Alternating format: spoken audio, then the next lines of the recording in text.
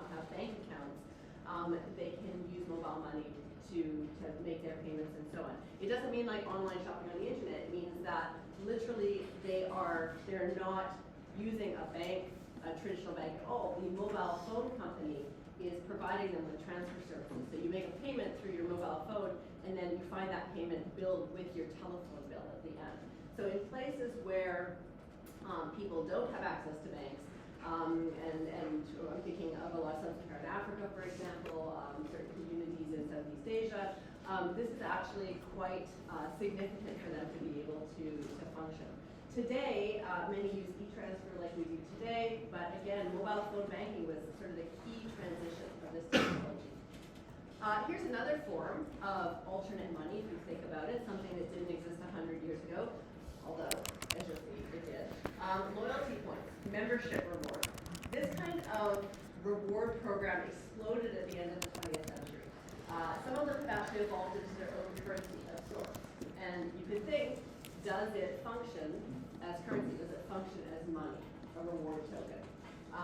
Some of them allow people to buy things. So, it's a medium of exchange. Is it a store of value? That's a question. One of the earliest, in fact, the earliest organized loyalty program was actually started in 1896 by Sperry and Hutchinson Company, so it's called S&H. The S&H sold these trading stamps to retailers. They sold them to corner stores, they sold them to department stores, they sold them to gas stations, and those retailers would then pass the stamps on to their customers as rewards for whatever they did. So think about points, right? The customers would then collect the stamps, and then they could go and buy things through the S&H sort of mail order catalog of these stamps. They became known as the Green Shield stamps, and they were so popular that in the 1960s, the company distributed 3 times more stamps than the US Postal Service distributed stamps for letters, okay? So again, this is ancient history for us, but this is part of the shift towards money in a different format. Today, of course, loyalty schemes have taken root throughout North America, all over the place. The statistic I read said that 90% of Americans are involved in at least one loyalty program, and the average household is signed up to 14 schemes. I thought 14 on average, that seems like a lot, but then I started counting mine, and I figured that's probably pretty close.